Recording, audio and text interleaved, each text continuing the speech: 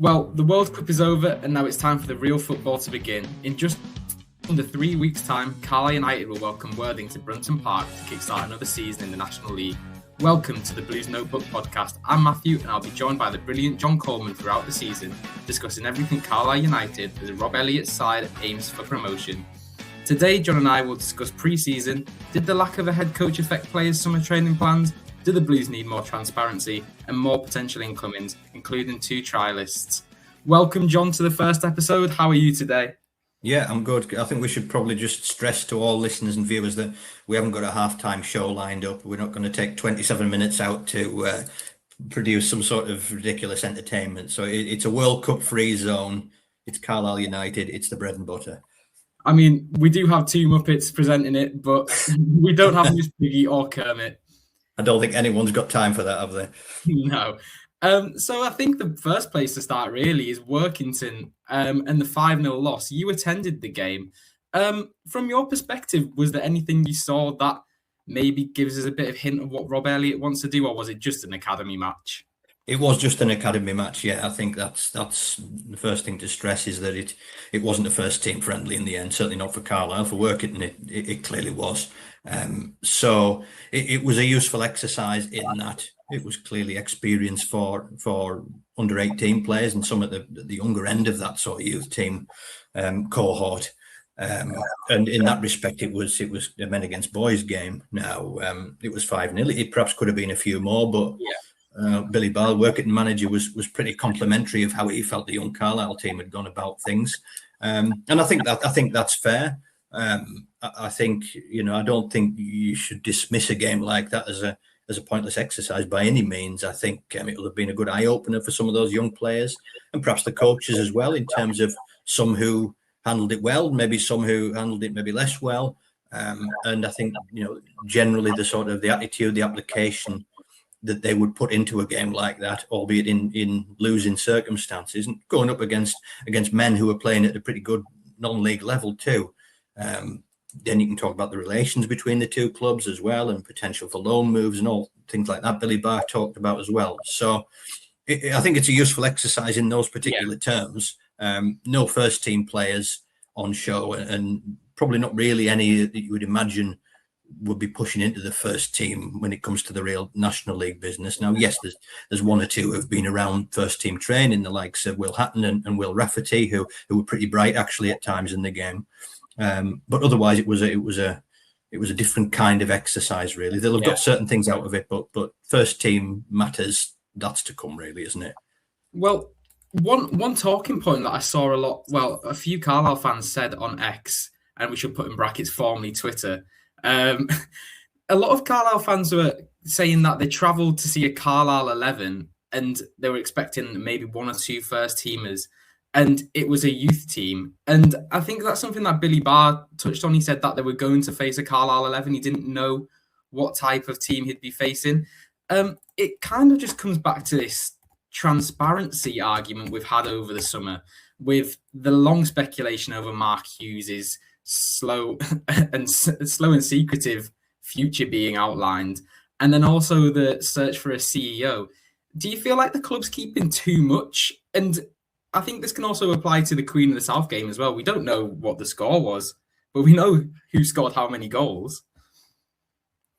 I think there are different things to look at here, and all those things you've mentioned. As regards the Workington game, it was marketed as a Carlisle United 11 from a very early stage. Now, people can probably draw their own conclusions as to what that might mean, but it's pretty clear it's not going to be a full-on, full-frontal first team. As for the exact makeup of what that team was, I think it was rather later that become a little bit clearer. I think Rob Elliott said in one of his club interviews, I think probably after the Motherwell game, that it was going to be a younger side. And then it was sort of stressed earlier in the day on Friday. So you're only talking a few hours before that, yes, it will be a youth stroke academy side. So I think there was a degree of understanding beforehand. It was a bit clearer, probably much later in the day. It's possible that Carlisle's plans for it maybe shifted a little bit because of the number of injuries they've had. So perhaps initially they were contemplating that they might get one or two more senior players in, and then as things transpired with the injury list, it was concluded that would be a risk they didn't want to take. So I can understand to a degree people feeling like they maybe weren't given the full picture, but I also think that there was probably enough out there to give the impression it wasn't going to be a full first team game. Whether enough was said early enough to suggest it was going to be an entirely academy game, I think that's probably a fair argument too. It was being there was a little bit of some kind of a scramble quite late in the day to make that very clear. I guess by then people have probably made the plans, haven't they? But yeah, go back to the point, there was still 1,300 plus people there. So it was a good occasion for Workington at their temporary new home at Derwent Park. I think, as a club, they certainly got a bit out of it. Carlisle got certain things out of it. Could it have been communicated more crystal clear? Yes, perhaps. But again, perhaps dependent on how those plans might have changed on the hoof a little bit for Carlisle, I would say. Well, it feels like one of those things where it was slated to be the normal annual fixture they usually play with Workington, where you'll get a mixture, but it'll be predominantly a youth side. But as we've touched on, the amount of injuries coming back from pre-season, I think, probably played a part in Rob Elliott's choice and the club's choice, to be fair, to just put the youth team out. In that youth team, there was some former Reds loanees. Do you have any insight if the Reds will be coming back in for them? I suspect, as a kind of almost as a matter of course, Workington will look at some of the cream of Carlisle's sort of top young players. That they've certainly had them in the past. They've had a number last year, the likes of Jake Allen and Dan Hopper, and Sam Hetherington's done well there in the past as well. And you can go back year upon year, and it's been a fairly constant sort of relationship. I'm not sure there was any in particular in the Carlisle 11 on Friday night that have been to Workington before, but you could certainly see that happening again in the future. I know when I spoke to Billy Barr afterwards, he said that, games like that, one or two will naturally catch your eye and make you think down the line if there's a particular need they might have, and there's something Carlisle are maybe looking to do with one or two of those young lads, then there would be obvious conversations to have. So I don't think it'd be a huge surprise if perhaps that connection was made again down the line. As for what specifically that might look like, I think it's probably too early to say, but I think it's good to have that connection. I think it's a bit of a regret that Carlisle at Workington maybe wasn't on a Saturday afternoon in the sunshine. I think they could have got an even better crowd if that was the case, and it becomes even more of an occasion. But in a way, it was a bit of a soft launch for Derwent Park as Workington's sort of standby home. So maybe in that respect, it was helpful that it went the other way. But yeah, I think good relations generally between the two clubs are helpful and mutually beneficial. So I'm sure we'll see that sort of come to some sort of fruition down the line. And from a personal perspective as well, it was good to see the turnout that Workington did get from covering the final game at Borough Park. It was a sellout, and it'll be good for the fans to continue backing the Reds as well, especially with Billy Barr there as well, former Carlisle United. Yeah, of course. And I mean, this is a Carlisle United pod, so we won't dwell too much on Workington with every respect to them. But what a job Billy Barr did last season. Absolutely. Absolute sort of Lazarus stuff, wasn't it? And, I interviewed Billy quite recently in some depth as well, just to get a bit of deeper insight into the job he's done. And yeah, he can't fail to catch the eye, that sort of job, and wish Billy and Workington well in what's going to be an interesting season for them at a new place, hopefully riding a bit of momentum. And, hopefully there's more than one Cumbrian success story on the way this coming season. Hopefully. Well, before we get into the nitty-gritty and the negatives about the pre-season, it was the family fun day over the weekend, and with that comes an open training session. You attended. Was there anything that you saw in the open training? If you go onto the News and Star website, you can read that we spotted a couple of trialists there as well. Just your thoughts on the trialists first to begin with, and do you think that makes sense for United? Well, yeah, I mean, trialists are generally kept under wraps for as long as clubs can. They've certainly not been naming them, and they still haven't been doing officially as we record this. The fact that they were out there in full public view kind of suggests they were probably at peace with the idea of a lot of people seeing them and quickly latching on to who they were. So, Leo Duru and Jack Young are the two names that I think are pretty widely understood. That's who they are. And they were on show in the full session. And Duru, as far as everyone understands, has been around for quite some time. And, Rob Elliott, earlier on Friday when we had our press conference with him, he suggested there's a deal sort of pending for one of the trialists. I think 2 + 2 = 4 suggests that that's who it probably would be. He gave a big smile and a no comment when I asked directly about Leo Duru, but I'm sure we'll learn more about that in the coming days, I would think, from the way he was talking. As for what such a person would add to Carlisle, well, that remains to be seen. Perhaps at Darlington on Tuesday night we might get a glimpse of him and maybe 1-2 others. So I think kind of comes down to where Rob Elliott and Carlisle feel that the gaps are that need to be plugged over and above that because of the injuries. He's talking about clearly centre-back and striker as a couple of areas that look like they are in need of some certainly short-term reinforcement at the very least. Maybe perhaps something longer lasting. We'll have to wait and see. In terms of the fun day, as ever at the moment, it's as notable for who's involved as for who isn't. There was a decent contingent of first team players out there. It was good to see the likes of Stephen Wern and Josh Williams back with their boots on, playing a decent part in all of that. That's you breathe a little sigh of relief when 1 or 2 of those sort of recently injured players are back around it. So that'll increase the numbers. And some of the new signings were all there and largely fully involved.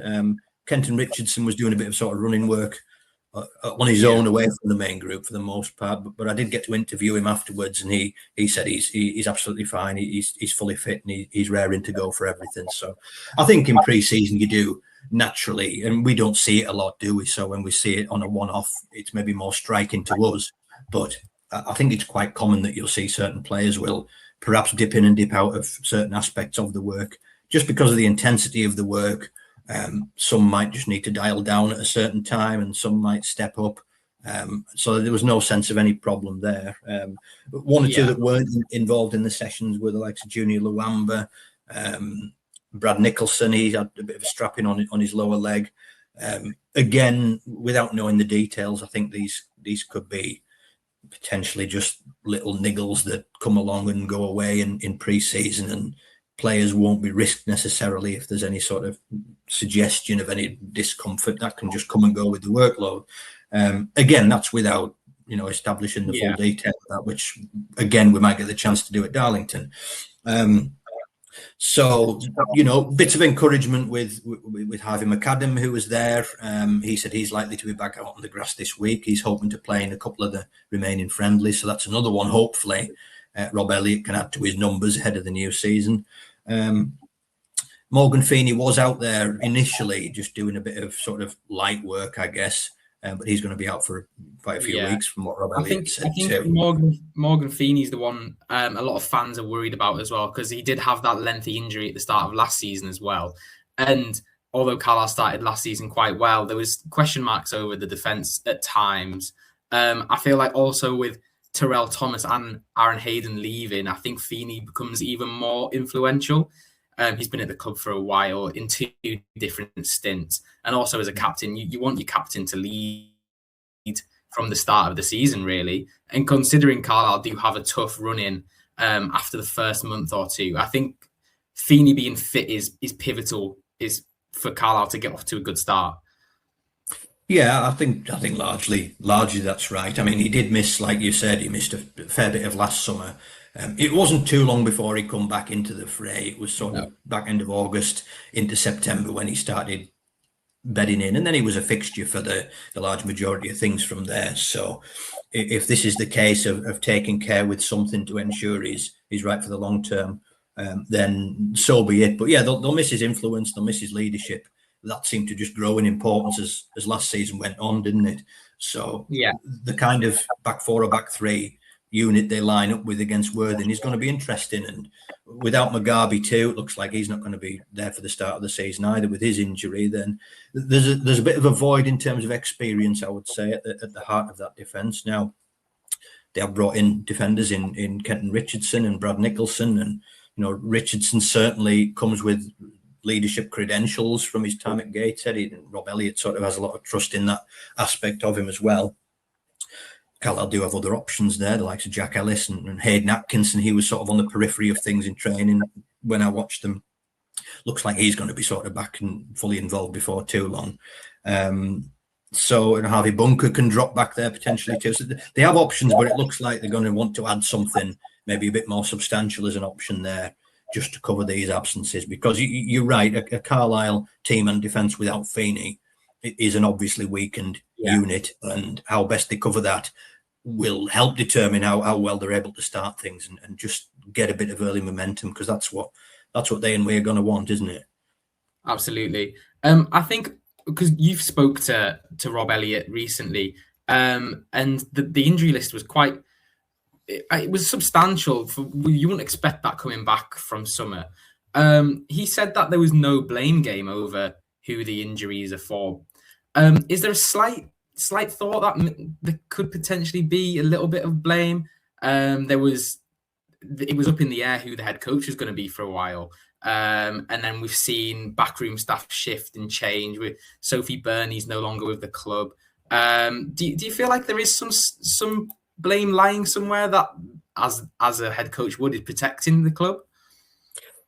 It's difficult to say, to be honest. I mean, there was a rumour sort of flying around that the players had gone into the summer without sort of fitness programs, etc. Now, I asked about the summer programs and things like that when we spoke to Rob Elliott last Friday, and it was pretty clear that players had gone away with those programs, and they would have been set by the sort of previous regimes. So I think it would have been pretty alarming had that not been the case. Yeah. Really, Rob Elliott was more ascribing some of these problems to kind of players' eagerness to do so much work and so much sort of fitness and football kind of work and training in their off season to come back as primed as they possibly could for some of these niggles and things that they've had. Is maybe an implication that one or two have pushed themselves maybe just a bit harder than their kind of bodies could take at this point. I don't know. I mean, he said Morgan Feeney kind of almost, it was just a bit of a mishap while he was having a run that's caused that now. Yeah. I think when he talks about not having a blame game, I suspect he's meaning things like that, because I suppose things like that can happen whatever, and I don't necessarily think that from the sound of it can be put down to a particular program or not. Other things like Luke Armstrong's injury, that appears to have been a pretty straightforward pre-season thing in training, where his ankle has opened up just with a bit of contact. Now again, that doesn't seem to come down to what's been going on over the summer. It will be interesting, I guess, to know how that sort of interim period was being monitored and managed when, we weren't clear on the head coach for a while. There was clearly going to be changes in the medical staff, although some of that seemed to happen quite abruptly, really. Yeah. In terms of the physio and the head of performance going and the new one coming in. So I don't know how much of a period of uncertainty there necessarily was, because things happened quite quickly. I think it probably raises the broader question of the kind of work players feel that they need to do now in the off season, just to come back in the kind of shape that they want, and how much of that is perhaps necessary and how much might be too much. I'm certainly not qualified to judge that sort of thing on a sort of medical and physiological level, but the number of injuries and niggles Carlisle have come back with, I think it does raise the question. It would be interesting what a kind of an expert would make of that. It's clearly presented Carlisle with a situation that's not ideal. But, we just have to hope that it will ease as the next 2 or 3 weeks go on with certain players, and they're not going to be too hobbled when it comes to that Worthing game. Absolutely. But then on the flip side, you can say if that was going to happen to Morgan Feeney, you'd want it to happen now rather than in the season. I feel like Carlisle have come back with more injuries than I think any other team in the league, to be honest. But then, as you say, with the eagerness and the amount of work players feel like they have to do, you can attribute that to the league becoming more of a League Three rather than a semi-professional league. You've got teams with players you'd expect to see in the Football League. And I feel like, although the eagerness is brilliant, and it's not great that we're missing players, I think it also shows the desire that they really want to get out of this league. They're not happy with how last season ended. I don't think anyone was happy with how last season ended. And there is really only one goal for the club this year, and that's promotion. Yeah, absolutely. And I think, yes, perhaps it's to do with the strength of the level now. I think it's perhaps more broadly just how players are now, and the sort of the general ethic they have and the demands they kind of put on themselves in the context of the profession now. Pre-season and close seasons have changed immensely over the years in terms of what players feel like they need to be doing and the shape they need to be getting into. I mean, God, I remember interviewing scores of players of past eras about pre-seasons and training and the shape they need to get in. I remember Warren Aspinall played for Carlisle in the 90s, and Warren was nobody's idea of a lean and sort of svelte footballer who would always be in top shape. I mean, even during the season, he would sort of have battles with his weight, and battles he wouldn't always necessarily be waging with full enthusiasm. He once told me that Michael Knighton, the chairman, would set sort of weight loss targets for him during the season, and Warren worked out a way to sort of stand on the scales and sort of lean on a wall or a table and slightly take the weight off himself, hit the figure, and then he'd jump off, get into the car, and there'd be a sort of a pasty and a milkshake waiting for him. So I don't imagine any of the current squad have kind of got that sort of approach anymore. That shows the huge divergence in professionalism, I suppose.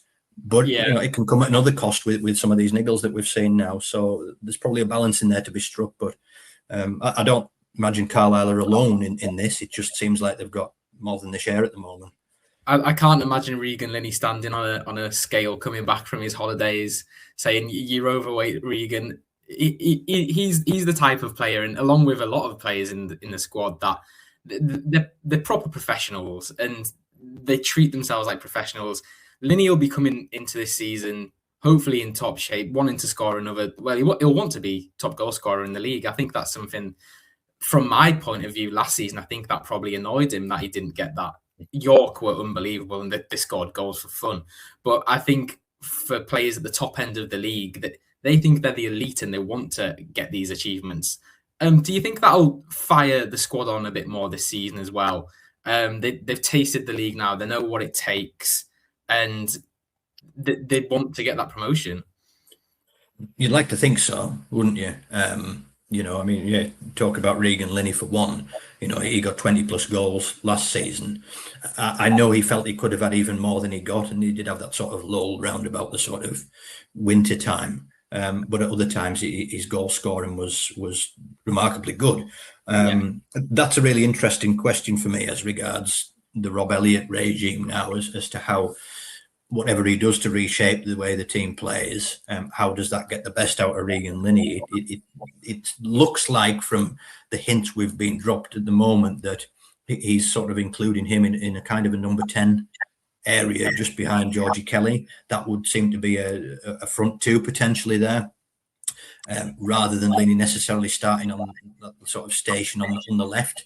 I think the idea is he can be quite free in that role, which he was still to an extent last season under Mark Hughes. Wasn't some of the goals he scored where he was coming from various different angles. So it's how to unlock that, really. And I think they'll, yes, he did score well last season, but he felt he could have had more, and Carlisle will be relying on that, and we hope he can be right up there again. There's no Ollie Pearce this coming season to get a guaranteed 30 odd. He was the sort of market leader, wasn't he, in the National League? And with Carlisle as title favourites, you want your top scorer and top scorers to be right up there and filling the boots, and you hope that the pain of what happened at the back end of last season, that Boreham Wood game, which was such a deeply frustrating way for it all to end, will have left its mark on the players that were involved, and I'm sure they'll be absolutely desperate to go that next step.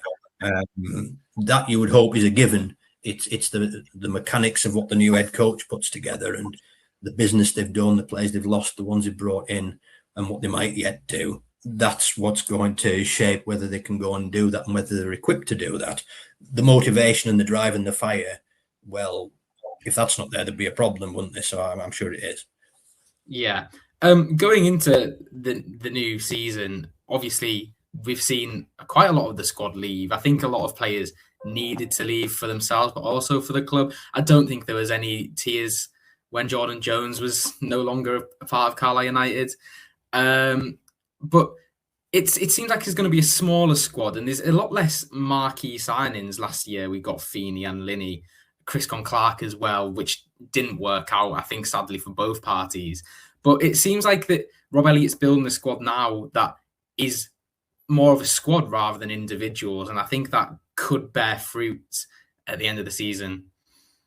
That seems to be the broad idea, I would say. Yeah. I mean, talking to one or two players that have played under Rob Elliott before, like Richardson and like Callum Whelan, who I managed to speak to on Saturday too, they talked about the sort of ethic that he likes to build, and he just seem to have players do seem to go with him when it comes to that. And Elliott himself talks about some of the principles he expects from his team, the work ethic, the mentality. He said that appears to be quite good so far in what he's saying this pre-season.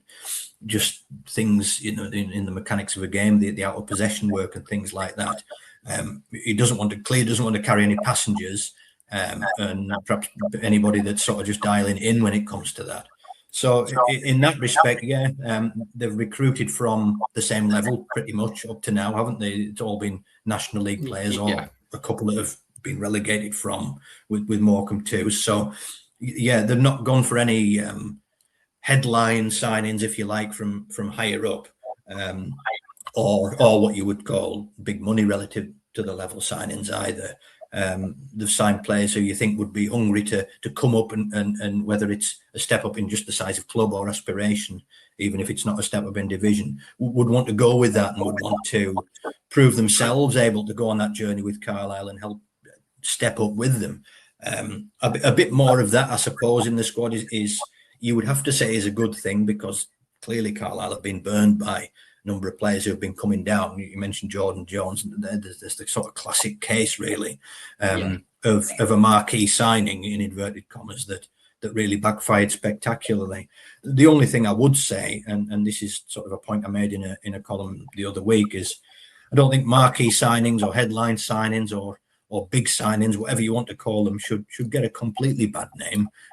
There are clearly good ones you can make too, and teams with a bit of money that have gone up from this division have still made those as well, and it's worked for them.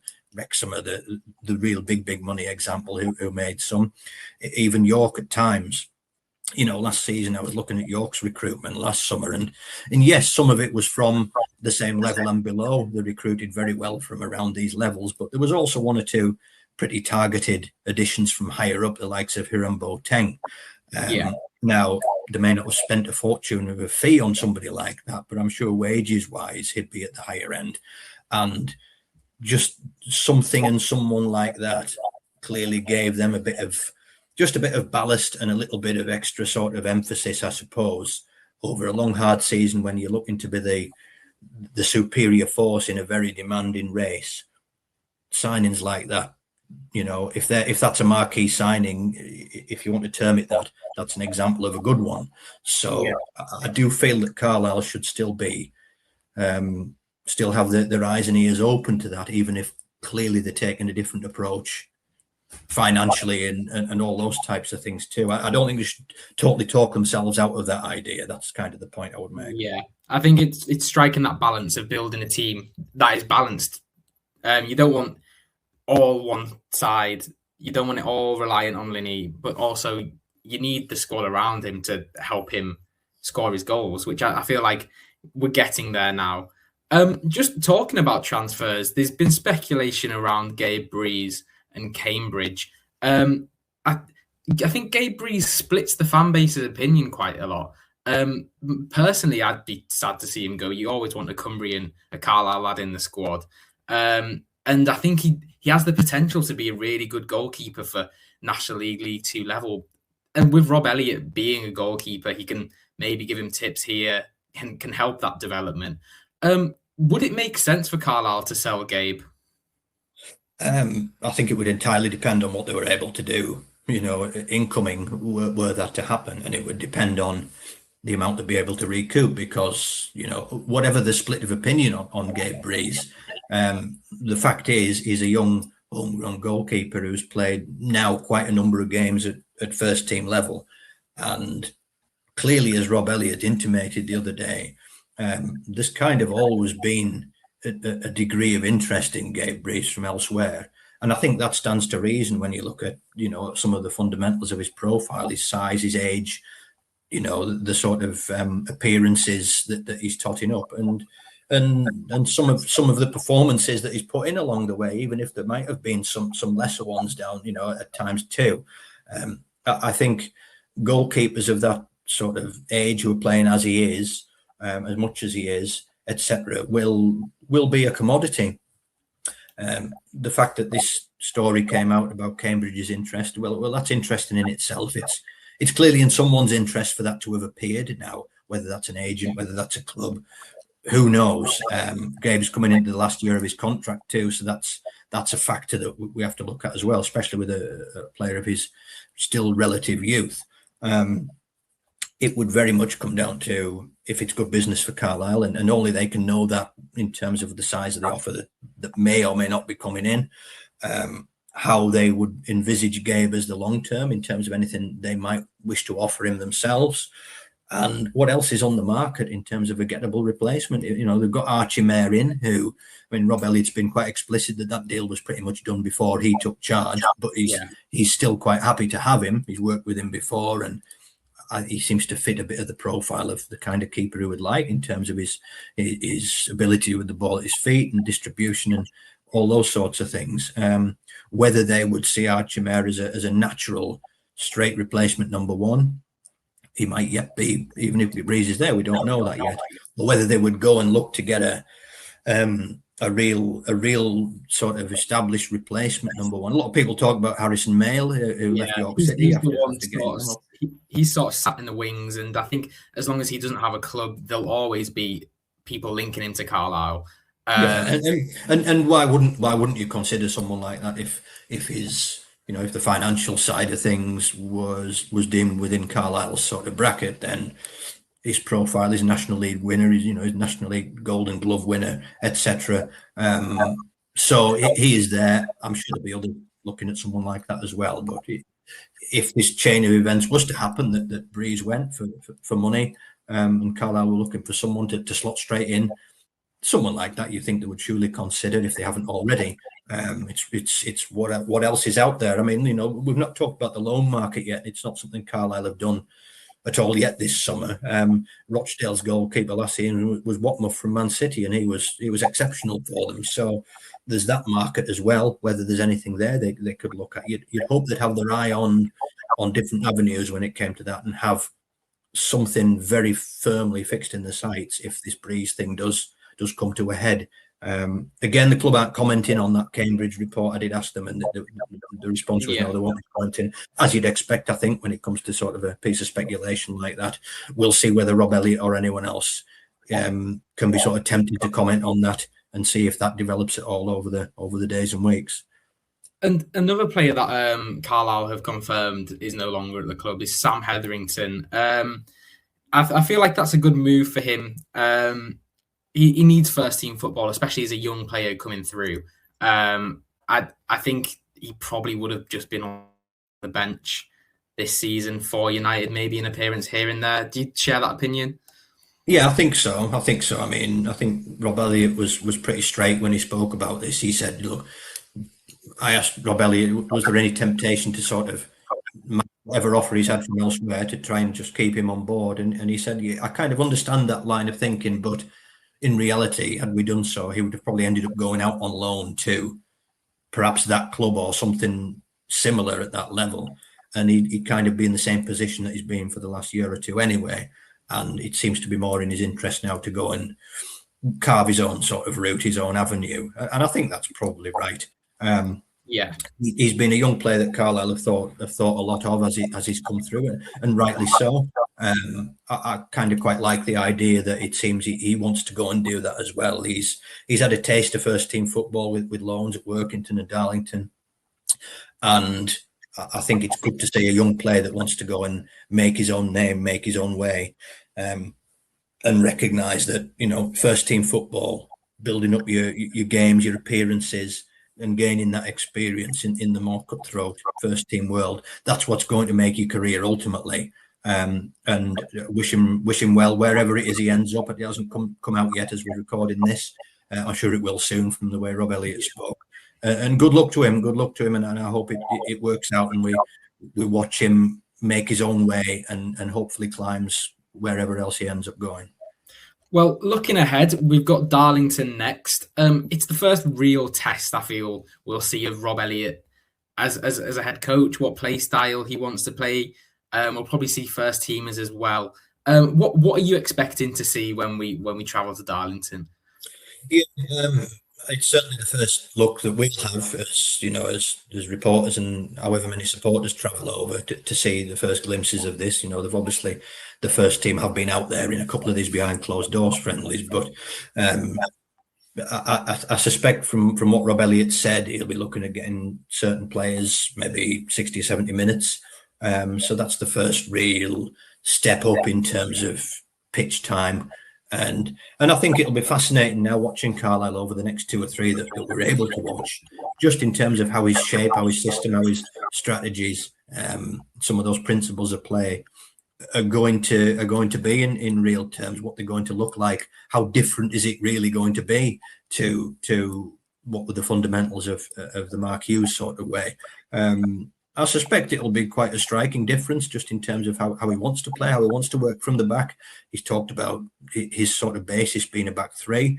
It might not be as rigid as that all the time, but that seems to be one of his bedrocks. So it'll be interesting how that works and just how far along the line they are really in terms of understanding some of the sort of patterns of play and how he wants the team to press and all of these things that he'll be working on pretty intensively at the moment. So you hope to see some good evidence of that at Darlington against a decent level of opposition too. You know, they were National League North. They were up in that playoff race for a long time last season. So they'll give Carlisle, you know, they'll be good hosts, good test for Carlisle. They played Newcastle the other day, Darlington. Jonah Lowe's will be going back there. He had a really good loan spell there last season. That seemed to help him along. I know Darlington thought very highly of him too. So it'd be nice for him to go back there. Max Kilsby, an ex-Carlisle defender, he'll be in the Darlington side, so it'll be good to see him and where he's at now. He's just left Annan to go there, and it'll just be fascinating as well, I guess, to see whether any of these players coming back from any niggles and knocks are ready to go again. You know, 1 or 2 of those that were maybe just held back from training the other day. Are they okay? Are they going to be fine to get an hour or half an hour in over there? Because, you know, the clock is kind of ticking now. We're into the last 3 weeks and game time is finite. So we hope there's a good show and we hope there's a good, you know, enough to take away in terms of performance too from 1 or 2. I think for me, the main, what I want to see is, obviously we're not going to be able to get them to begin with, but I really want to see how that trio of, well, from what I think, in the trio of Harvey Bunker, Harvey McAdam and Miguel Aziz in midfield, I think that'll be really key for Carlisle this season. It was more of a combative and workman-like midfield with Mark Hughes when you had Alex Gilead in there, and then kind of just letting Con Clark and Stephen Wern roam.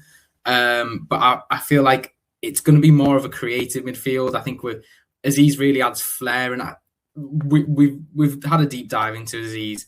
He likens himself to Sergio Busquets, and if he brings any sort of qualities that Busquets has to Carlisle, I think he'll be a real hit with the fans and for the team.